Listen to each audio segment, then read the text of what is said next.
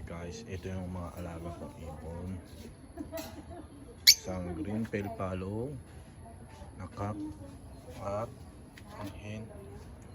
Isang blue opa, split pale palo, hen.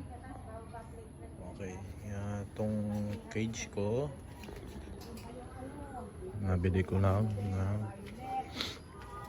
almost 900 kasama yung nest box. Acrylic yan, oh. Pero meron din ako isang alagang ibon. Ito, back to back green opaline.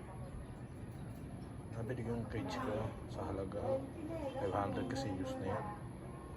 So nagastos ko dito sa dalawang set ng ibonan ko is nasa kulang-kulang 2,000. Plus bumili pa ako stand. Ito, stand. Diretso natin ito. Bumili ako stand. Actually hindi ako bumili, ginawa ko yan. Bumili ako sa Shopee, sa Lazada ng slotted angle bars. Tapos ginawa ko na lang.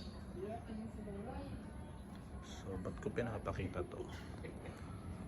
Para may idea kayo sa mga gustong mag-alaga ng ibon, mga beginners na katulad ko, kung magkano ang ginagastusin nyo. Ito medyo may presyo na kasi itong peg palo, pero kung back to back na pair na opaline, medyo may presyo rin siya. Yan. Bata pa kasi yan, ito mas matanda na itong dalawa.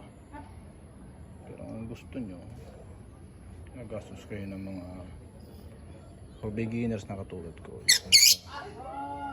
3,000 to 4,000 yan, complete na yan. May nest box, may cage, may pares.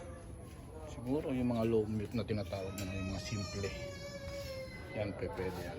Medyo madumi lang guys kasi nagngat-ngat sila, nagngat-ngat ng mga malunggay.